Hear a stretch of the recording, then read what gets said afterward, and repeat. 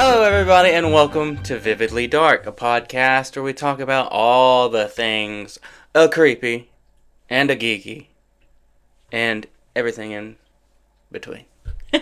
Love it.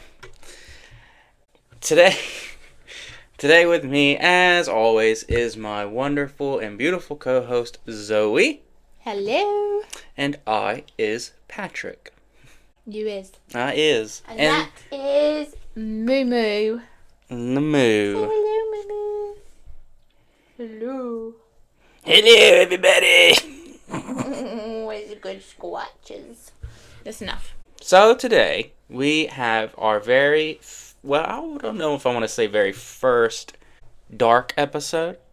This is kind of we haven't really done anything dark yet. We've just been messing around this a lot. is dark. It's a very dark tale, but it's dark subject. Very dark subject. Just not told in a very dark way because we are not that serious silly. about it. But today, we are going to kind of go over something that you and I both watched and actually really liked. Mm-hmm. And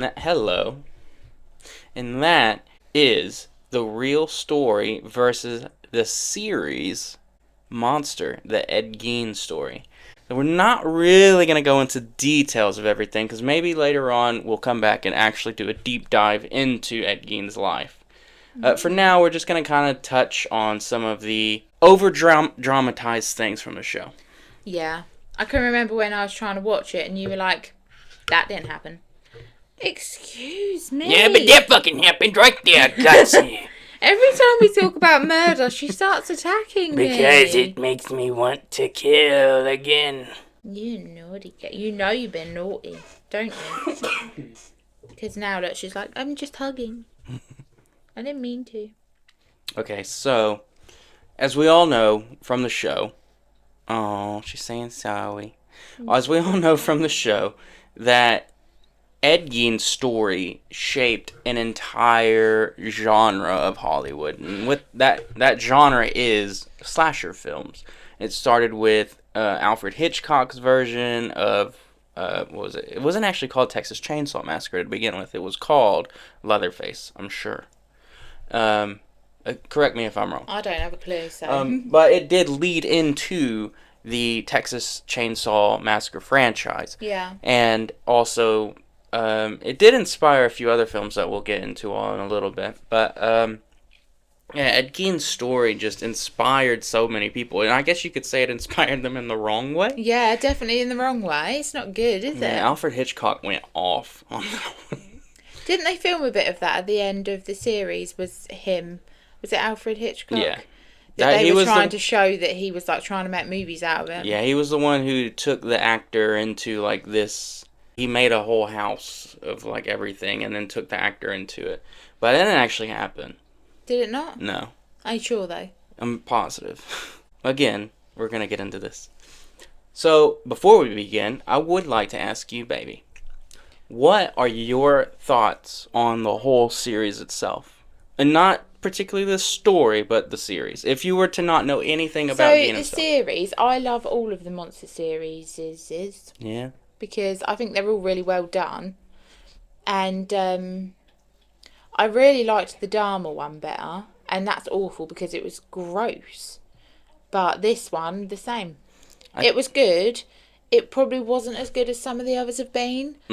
But it was absolutely minging. They're very good. Whoever writes it is very, very good at making it absolutely disgusting. Yeah. And like portraying how sick they probably really were. Oh, yeah. Well, yes and no. Even if it is exaggerated, do you not think that that's the whole point of what they're trying to do? They're trying to show how awful it was. I don't know. To me... You alright? She's looking at the reflection, babe. I see one sexy ass bitch in that fucking window right She loves looking at herself. She's got issues. Look, she's run up to herself. Maybe God. She thinks it's another cat. Yeah, she does. She says, where did she go? That's a sexy ass cat. Anyway. We are strange. Yeah, Hollywood does dramatize things a lot. And they actually add a lot into it that never really happens. Even in the Dahmer series, as dark as it was, there was a lot that actually didn't happen. And perhaps that could be another episode that we'll touch on as well.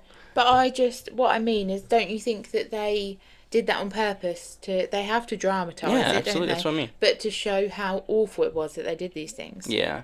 Oh, that's what I was going to say. And how sick-minded they really were, even if they didn't do them things. I was going to say, I kind of forgot my place. I got distracted by the cat. Sorry, everybody. I feel that the Monster series really tries to make you sympathize with everyone. It definitely does. I remember, again, after the Dharma one. The Menendez brothers one. No, the Dharma one. Oh, okay. Well, and the Menendez brothers ones. They reopened their frigging case. What the hell? Yeah, I know. They got it in America. Because someone felt, enough people felt bad for them. Yeah. That's they really, crazy. They really just because Hollywood made it look like that. Yeah, they really pulled on America's heartstrings on that one. Yeah, but no, the Dharma one, I can remember the girls that I worked with, there was a couple of us that were watching at the same time, and one of them was practically in love with him. Yeah, it was mad. The way that they... Also, I can't remember his name, but the actor who plays him is really popular, isn't he? Evan Peters. That's it. And everybody fancied him, I think, at the same time, so it was a bit like, weird. Why did they make him hot? What? I guess it's the same with the Menendez brothers. You think they made him hot? No, they didn't, but they picked someone hot to play him, I guess. That's why people were falling for it. Same with the Menendez brothers, though. But they were good-looking fellas that were playing them. See, this is the thing. When it comes to Evan Peters, when he played Dahmer, you're right. A lot of people kind of began to, he's such a great actor. He is so good looking, and they did pick perfectly for that role, by the way. He did really well. He did so good. Maybe a little too good. But that was not his first horror role. And actually, in American Horror Story, a lot of people hate him. I loved him in American Horror Story. Yeah, but why did people hate him? Because they were like, he's really just not that good of an actor. But it could have also been the story behind everything, but I'm not going to touch on that. Oh, no, I thought he was really good in that. Yeah, but everyone hated him. A lot of people that I know hated him in American Horror Story. They didn't think he was very good. We're going to have to watch all that again, I think, because it's been a long time, and I really liked those, or some of them, most of them. Hollywood absolutely has to dramatize on any of this stuff, not even just murder. Like, any true story, they have to add more to make it dramatic. Well, they do, don't they? That's the whole point. They do. Especially when the story is already dramatic in itself. I just think some of the stuff they dramatise is probably they're getting into the mind of them, and that's stuff that they would have probably easily done. Yeah. Well, with Ed's story, I don't know so much if they got into his mind, but they took advantage of situations. Yeah. Which, again, we will get into in a bit. But there was just so much that didn't happen in this series. With Dahmer, and even with the Menendez brothers, there were some added bits, but with Ed's story, they really went off the wall with that one. Maybe it's because he just actually wasn't that remarkable. No, because it's really his stuff that you've said about that actually it makes him seem way sadder. Yeah, it really is the whole impact that he had on the whole horror film genre that made Ed Gein so as big as he is. If that didn't happen, Ed would essentially be a nobody. Okay, start going on some of your facts we can see what. Okay. I need to know what was real and what wasn't. So, but before we do that, we're going to get into a brief background, very quick. Edward Theodore Gein was born August 26, 1907 in La Crosse, Wisconsin. His parents were George Philip Gein and Augusto Wilhelm Gein, and he was also their second son, as they showed in the show. Ed's mom was intensely religious and was constantly preaching to both Ed and his brother Henry about the evils of the world. I don't know if you know who The Waterboy is. It's an Adam Sandler film. Yeah. And for me, you can literally imagine, and maybe even Adam Sandler got the inspiration from this, Bobby Boucher's mom saying that everything was the devil. Well, girls are the devil. Yeah. You don't need to go to no school. School is the devil. That is Ed Gein's mom. That is. So that was true. Yeah, she was that intense. Yeah, very. Actually, probably way more. Ugh. Yeah. In fact, Ed's early life could actually mirror that of the young Adam Sandler character, as his dad was also a raging alcoholic. Oh dear. Regardless of the fact that he was a terrible and violent alcoholic, Ed's dad, George, wore a few hats. He owned his own grocery store. He was a carpenter, a tanner, and also a firefighter. Isn't it crazy how people who have such issues manage to have like such a sustainable, normal life and seem like they're normal? Yeah. I mean, not that they aren't normal as such, but yeah, they're obviously very challenged. They're going through something, aren't they, to be in that way? But they just present as so normal. Yeah, and it was probably the alcohol that kept him going. Pickled him. Pickled him?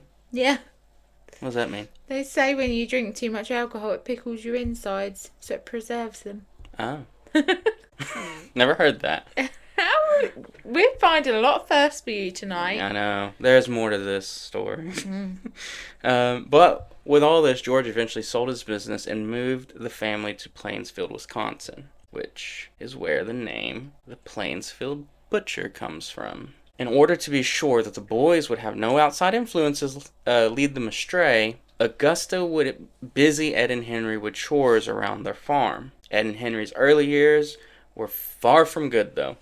Besides their mother belittling them and ruthlessly punishing them for acts of the devil, their father was extremely verbally and physically abusive towards them both. When Ed was 34, his dad died from heart failure, likely due to the excessive drinking. And although already close to his mom, Ed's relationship with Augusta not only grew closer, but also far more strange, at least in the eyes of public opinion.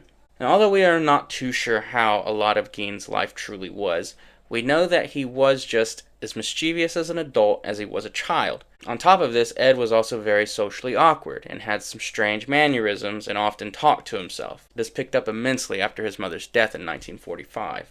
So there's actually like this story that I read, and I don't think I actually touched it in here anymore, so I'll just say it now, that like in class, I shouldn't laugh, it's bad, the Ed would literally sit there, like not only mumbling to himself, but he would curl up in a little ball and be like, yeah, okay, in the corner of class while class is happening. Now, before we continue, it must be said that although the Netflix series portrays Ed Gein as a homicidal maniac, Ed was not a serial killer in the traditional sense. His crimes were rare, targeted, and deeply psychological. So these are the facts we know for sure. Ed Gein did in fact kill 2 women. Bernice Warden, who owned a hardware store and whose son was a sheriff for the town, and also Mary Hogan, who owned a local tavern. Ed would also confess to robbing graves, 9 to be exact, which aligned with many of the findings in the house later on when the police would inevitably search the home after Gein was arrested. Ed was diagnosed with severe schizophrenia and did in fact live out the rest of his days in a mental institution upon the finalization of his trial. So no, by definition, Gein does not meet the standards of a serial killer. His main thing was robbing graves, and it is likely it's that... not just robbing graves, though. Well, he mutilated the bodies. Yeah. What I was going to say was that Bernice and Mary were likely crimes of passion. So, second-degree murder rather than first. It wasn't premeditated. He didn't plan to go out and kill them. That we know of. Now we're going to get into the show versus the real-life story of Edward Theodore Gein. So now we're going to get into the Hollywood fiction versus the real-life story. In the film, we see Ed kill his brother and set a fire to cover it up. What do you think? True. It was a little bit weird, though, how he just chatting with him and then all of a sudden he's whacking him around the head. Like, I'm sure they argued plenty of times throughout their lives. Why all of a sudden is he like, that's enough, I'm going to whack him? I guess it was because of everything that happened in his life. He snapped. But, regardless of that fact, it's not true. Or at least that we know of. Henry was trying to burn out some old vegetation when the fire got out of hand. Ed and Henry began to fight the fire and lost sight of one another. The local firefighters were called out and eventually able to get the blaze under control. Upon Ed not being able to find his brother, the firefighters and the police began searching. So the firefighters and all, they ended up calling him. They show up. Ed's already looking for his brother. We can't find him. So the firefighters and the police began searching through the night until they came upon his body laying within the burned field. Now, although his death was found to be suspicious as he was not burned, and it appeared that he had been deceased for some time, it was found that during his autopsy that Henry had died from heart failure rather than blunt force trauma to the head or even smoke inhalation. So how did he actually die? heart failure. Why did he just suddenly have heart failure? So he didn't kill him at all? No, it's not because, they showed in the show that he literally beats the shit out of him. Yeah. But no, there was no blunt force he trauma. didn't beat the shit out of him, did he? He whacked him with a 2x4. He just hit him once round the head. No, I thought... And then he was like, oh, stop messing, get up. Oh, yeah. Yeah, you're right. Because he thought he was just messing about. I thought he hit him at least 3 times. I don't think he hit him anymore. I think it was just once. Well, regardless, they never found blunt force trauma. And because there was no soot... Smoke. Yes, soot in his lungs. Yeah. Then they were assuming that he had died already. There is a theory that he shot his brother. Again, no gunshot wounds. So yeah, it's likely that maybe just during all the excitement. So maybe actually just was sad accident. Or not accident even, just sad circumstances that he had heart failure and died. Well, his dad... And they've put it on him because of everything else, I guess. Yeah, again, Hollywood took advantage of a situation. Yeah. But his dad died of heart failure, and his mom also died of a stroke. Yeah. So, I mean, it's not unlikely. Adeline Watkins was Ed's close friend, love interest, and eventual girlfriend. The weird girl that showed him the comic book. Yeah. Do you think that happened? Yeah. No. Well, okay. But she was so, relevant throughout the whole thing. Yeah. So... this is somewhat true. Although we don't know the full story, as Adeline has given conflicting stories, and Gein had never spoke much of her. Adeline had done 2 interviews in the aftermath of Gein's story reaching the headlines.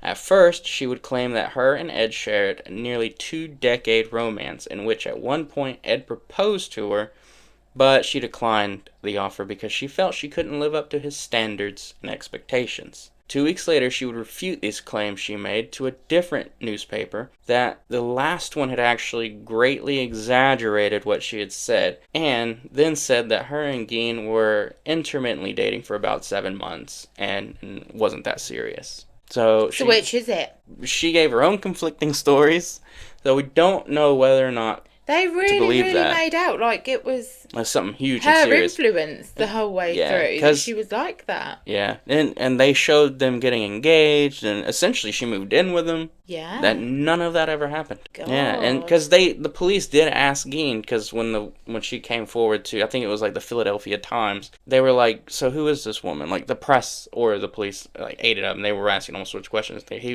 didn't really speak much of her. He was like, oh, she's just a friend, and that was pretty much all they got from him. So we don't really know. Everything is just a lie. Babysitter Gein. So he watches kids.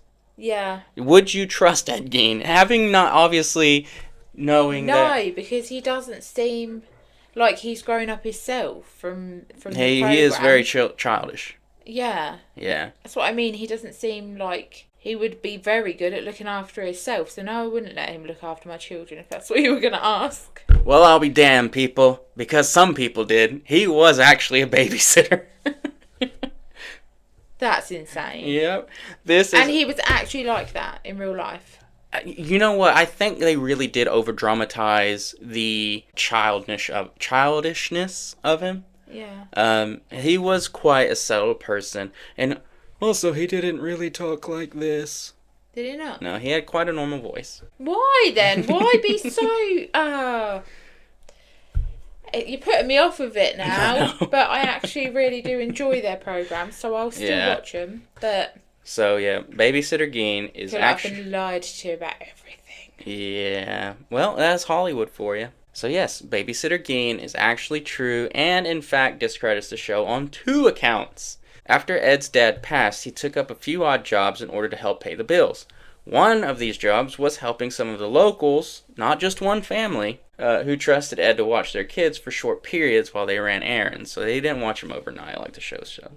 They would literally be out for most an hour. I don't think he watched them overnight in the show either. But he had them at night. He took them to his house. Yeah, he was only looking after them for the evening though, while they were out. Yeah, well, but it was late. But he would watch them during the day. Anyway, secondly, the show portrayed Gein as a feared freak by everyone. This was a bit of an over-exaggeration. Sure, a lot of people saw him as strange, but it was pretty well known that Ed Gein was a very friendly person, even if he was a bit awkward. I was going to say, I bet no one feared him. They probably pitied him, really. That they didn't feel sorry for him. He was different and his quiet, and his parents died. But no one saw him as really, stay away from Ed Gein. No, that's what I mean. They Yeah. probably just sympathised, really, and thought, oh, poor Ed. He's gone through it a bit, hasn't he? Well, also, I Poor don't little really... timid Ed. Yeah, I don't really even know if that was true. He was just a very friendly, presentably friendly person. So, lastly with this comes the case of Evelyn Hartley, who was also a well-trusted babysitter to many families in Plainsville. Yeah, So, in the show, he kidnaps her, I know. and then, ties her up. And had a really weird way of killing her, Yeah, well... where he kept missing with a hammer. Which, what the fuck was that? I think that was some way of, like... He couldn't actually go through with it, but he ended up... I don't know. No, it was really weird. Yeah. Yes, Evelyn Hartley did in real life go missing, and for a short time it was believed that Ed could have had something to do with it. But when asked about her, Gein said that he had nothing to do with her disappearance. And as he had been open and honest with the police through their entire investigation, they had no reason to believe that he did anything to her. So unfortunately, to this day, Evelyn's case still remains unsolved, and her whereabouts are still unknown. But it is not believed that Ed Gein had anything to do with her death. Just because he said so. Because the evidence as well. There was evidence in real life that it wouldn't have been possible for him to do it. Because I think she had actually disappeared from a different town. Ed never really left Plainsville. Still suspicious to Yeah. me. But yeah, I wouldn't she's trust him. never been found, so we don't know for sure. We'll leave it at that. Okay. Ed and Miss Bernice were fornicators. Why are you smiling so much when you said that? They're fornicators. This is funny. You're a fornicator. Oh my gosh. Do you think that actually happened? Yeah. No. This is not true, or at least there is absolutely no evidence to show this is factual. So, in the could least. have been true. Maybe, but most definitely 99% not. Although they did know each other, Ed told authorities that he had never had a sexual experience with anyone. Apart from everything that he did with those bodies was sexual. So why would we believe that it's not... Well, let me get on to the next one. He's not being sexual. Speaking of sexual experiences... And is he just denying it as well, though? Because his mum He had already... was like, that's the devil's work. But he had already been very honest with everything so far. So, speaking of sexual experiences, in the show, Ed is seen having a necrophiliac moment and defiling a corpse. Well, although we don't know That was fucking grim. That was really bad. Well, although we don't know the whole ins and outs of what happened behind closed doors, there was no evidence to support this claim. And again, Ed did say he had never had a sexual experience. With a live person. With anyone. Ever. How do we know that?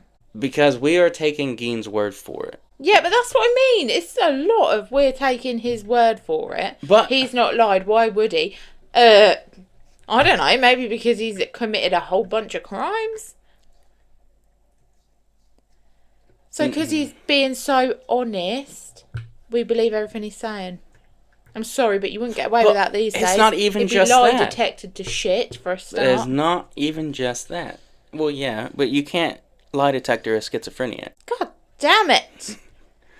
Because it will... I didn't know he was schizophrenic. Oh yeah, I did know that. Continue. Okay, so the Lost Hunters, Victor Travis and Raymond Burgess. Yeah, I believe it. So he chased them, for everyone who can't remember. I also believe that he was chased by a whole bunch of people from the war through his field to his house. In his head? No. Well, that didn't... That definitely happened.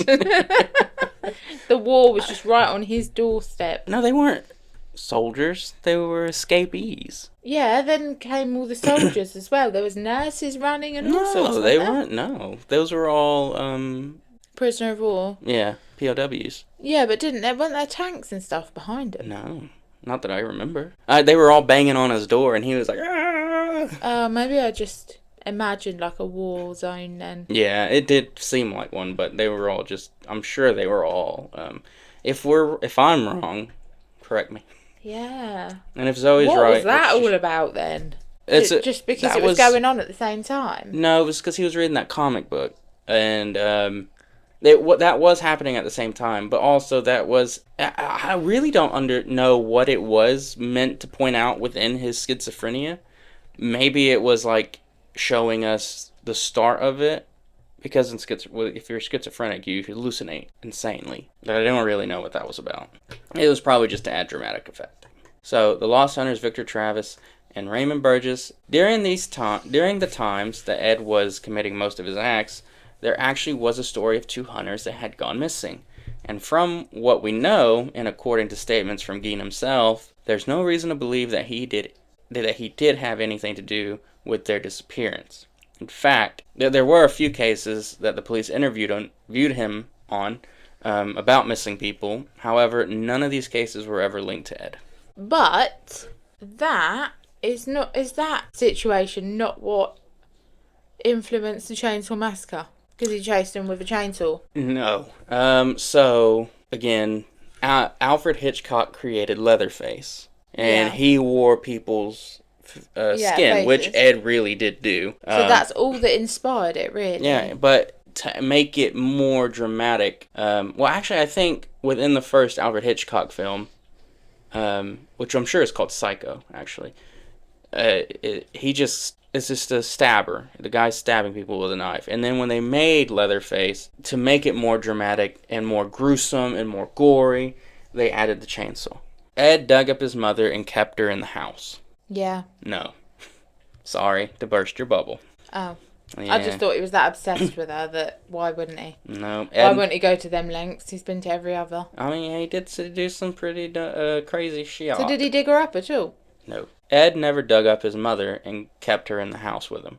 Although he did rob graves for more than just jewelry and also mutilate the corpses from their places of rest. Ed had way more respect for his mother than the other women he dug up. Oh, isn't that so nice of him? Yeah. So nice, Ed. I just figured he was so obsessed with his mum that he would do that. He wasn't obsessed with her like that, though. What do you mean like that? Like, he missed her. He wanted her around. He was on his own. Oh. She was probably already in his head all the time. So is that what it's portraying then, basically, the programme? Probably. That actually, she's just in his head all the time like she is there. Yeah, probably. But again, dramatic effect. Gein's house, when the police enter and they find all this stuff, do you think that was real? Yeah. Yes. Definitely. Yep. There is photographic evidence of it. Gein's house of horrors was very real. The box of vulvas, real. The wooden chair with skin for its cushion. What is that about? Real. What? The box of vulvas. Is it just because he liked the look of them? Did he used to wear it? Yeah. How would it fit over everything else? I don't know. He'd probably tuck it in his legs. Yeah, I don't know. So I don't know, and I don't want to know. Oh, it's just so weird, isn't it? Yeah, maybe he had a fascination with him. He did like to cross-dress. I mean, I know that there's people who feel like they're in the wrong bodies and they have things done, but I don't think that anyone goes to the lengths of, I don't know, maybe people do. Well, you got to think about like that, yeah, like putting you got to things think inside underwear and stuff. Yeah, and if you think about it in this time, I mean, he wasn't the only person who did it. I know there's a character named after him, Buffalo Bill.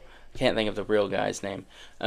He did the same thing, kind of, where he would mutilate women and pretend to be them. Yeah. But because you got to think I can sort of understand that then, but yeah, like now you can buy things to and prosthetics and things, can't you? Yeah, it was not even that. It was like very much shunned upon in that time. This was 1940s. Yeah. Yeah, even being gay was just bad thing. Yeah. So.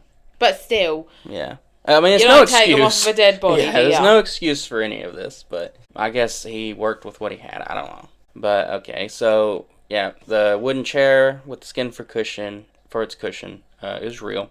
The lampshade made of skin is also real, along with the belt of nipples. The skin suit he made from his victims was also real. Basically, the show absolutely nailed that aspect of things when it came to what it was like behind closed doors. But there was more to this. Much more. Bones were carved into spoons and other trinkets. Skulls were displayed on shelves like a trophy buck of a hunter. The skins of heads were also displayed and resembled shrunken heads.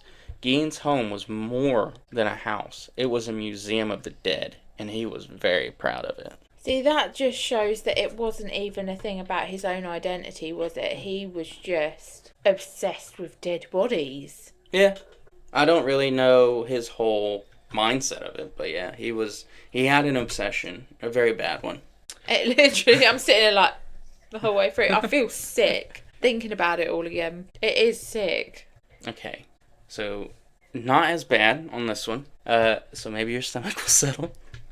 The ultimate Netflix crossover of Mindhunter and Monster. Now, I know you don't know particularly what that is. Mindhunter, I freaked out when it happened. It was when the FBI agents come to visit him, and they were asking him questions. Getting excited about that. Yeah.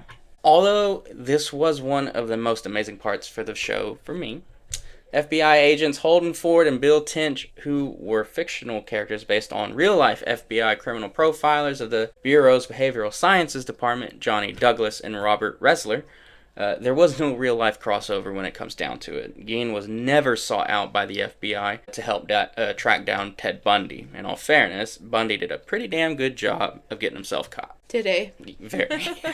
And lastly, while Ed was institutionalized, he received a ham radio and was able to connect with those who allegedly inspired him to be who he was. Now, even in the show... Yes, that weird German lady. Yeah, now even in the show they did, like, it come to a point where it was like he's just talking to himself. Yeah, it hadn't even been plugged in, had it? No. This, from what we know, is not true. Now, although he was, according to the staff of the institution, Gein was housed at a model patient and respectful to everyone. Bit late for that. Yeah, and was kind to everyone as well. He was not given special treatment. Yeah, I don't believe it. I bet people did. Did he get all that fan mail? I bet he did, didn't he? Yeah, but like, that is actually a thing. That. Yeah, everybody gets that. And he probably would have got loads. So I bet he got sent all sorts of stuff.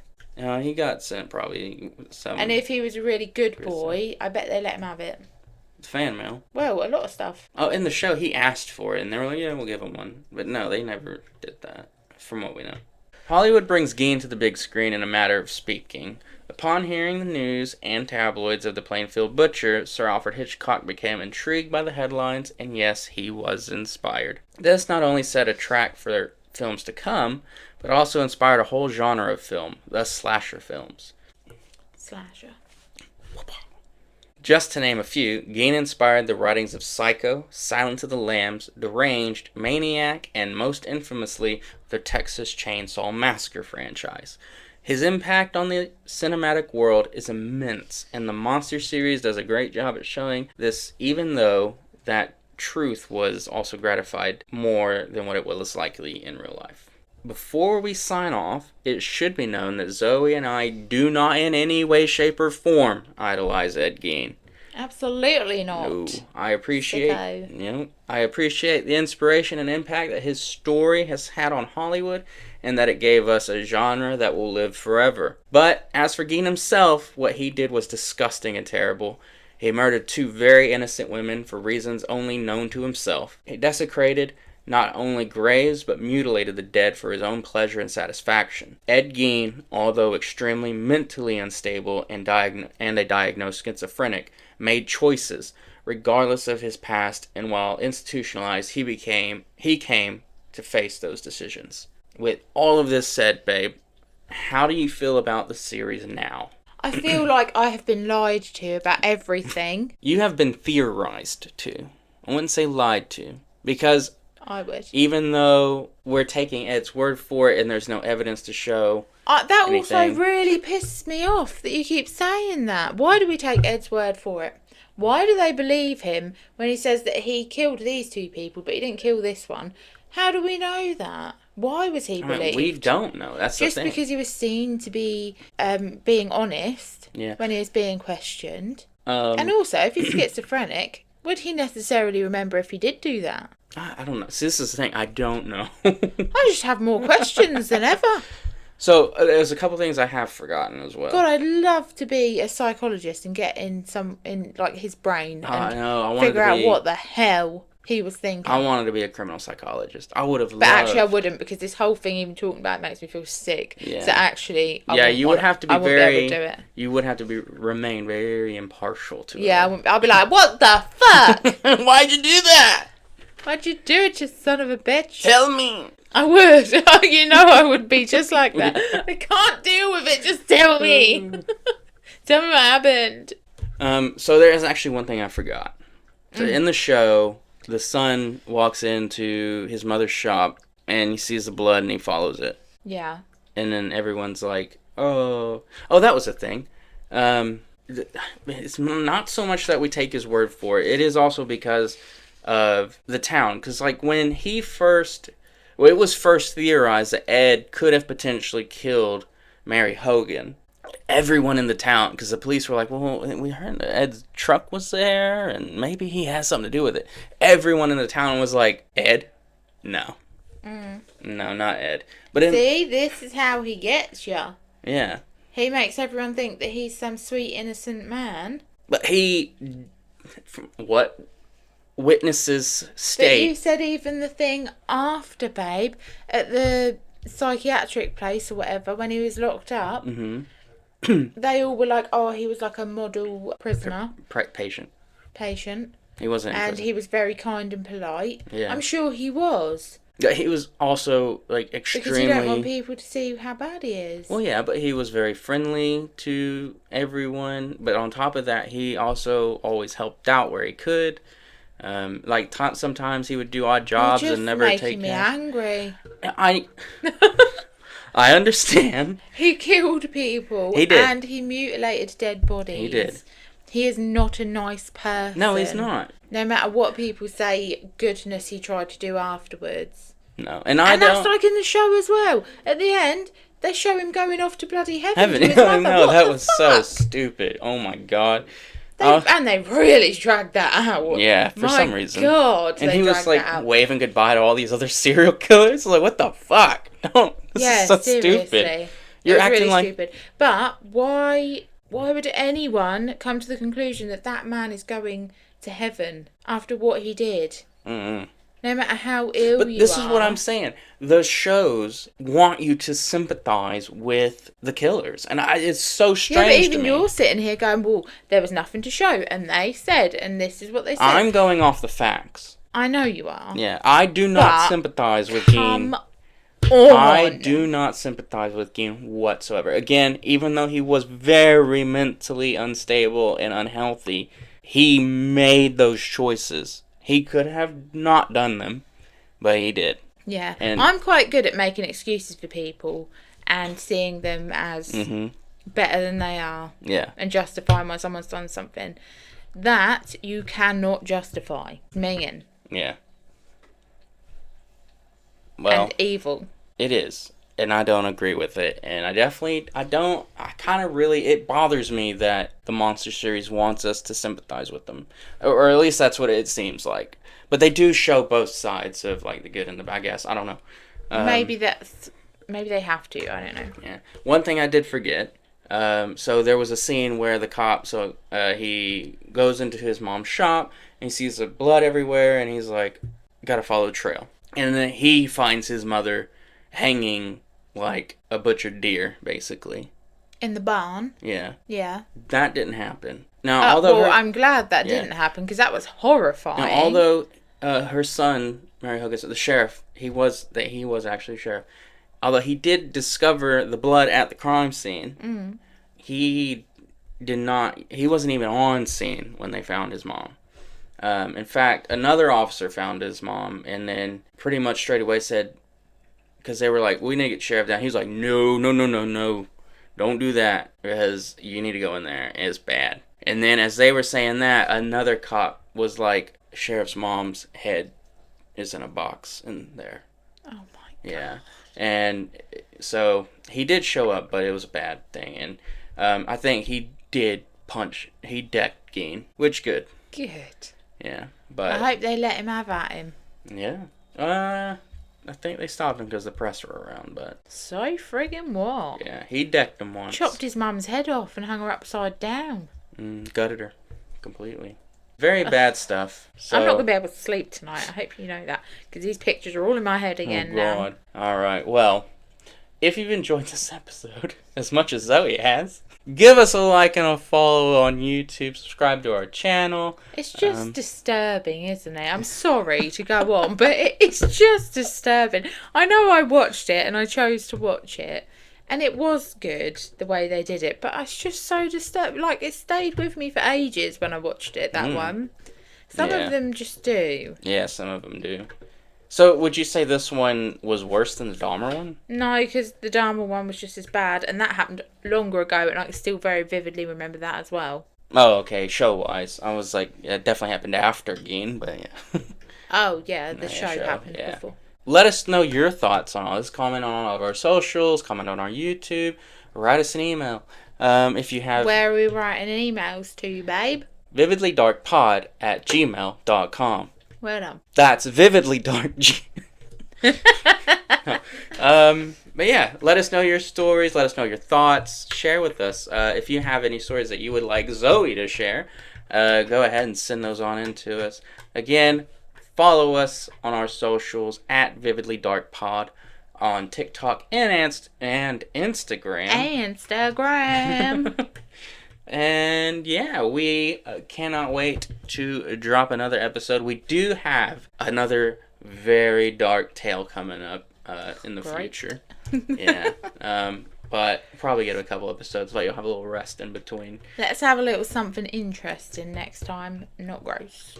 This was very interesting. Yeah, but it's also gross. Yeah, Zoe can't handle too much. I can't handle too much horrible stuff. Yeah, and the next one is pretty good. So look forward to another dark-sided episode. Well, anyways, that's going to be it for us today, everybody. Thank you for listening. Thank you for watching if you are. And yeah, thank you all. Yeah. We'll see you next time. We'll see you later. Bye. Bye.